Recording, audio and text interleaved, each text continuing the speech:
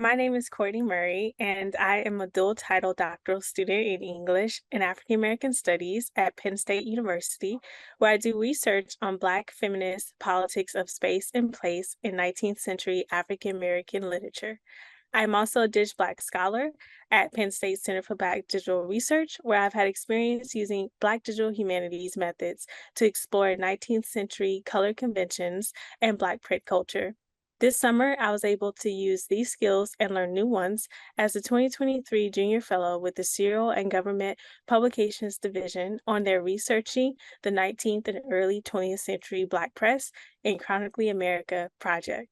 For my project, I primarily worked with the Chronically America Historic Newspapers online collection. This collection is a product of the National Digital Newspaper Program and jointly sponsored by the Library of Congress and the National Endowment for the Humanities.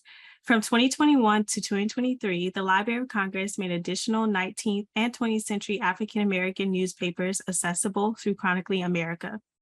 The primary goal for my project was to add context to these newspapers to make them even more accessible to researchers, teachers, and students interested in their content.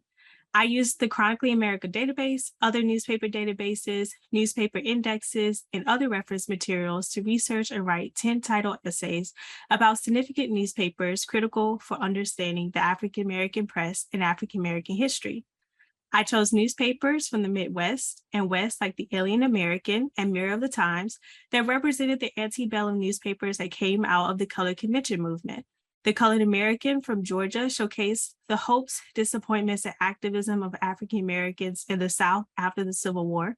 And papers like the Afro American Advance detailed African American migration to the Midwest and West, and eventually the hardships they would encounter in their search for equality.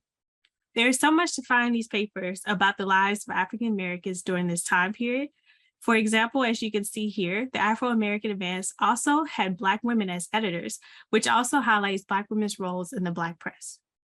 Women like Ida B. Wells Barnett and Frances E.W. Harper are well-known journalists and writers. But as I went through these newspapers, I saw and read about numerous other women involved in all levels of the Black press. Wives like Lucy Staton Day Sessions and Sarah E. Shufton wrote poetry and short stories and edited their husbands' newspapers.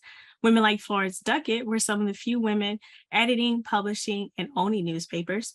Other women were news reporters and newspaper agents, gathering news from other towns and writing women's columns and editorials. And countless other named and unnamed women set lead type, printed the papers, created organizations to fundraise for the papers, collected subscriptions, and so much more.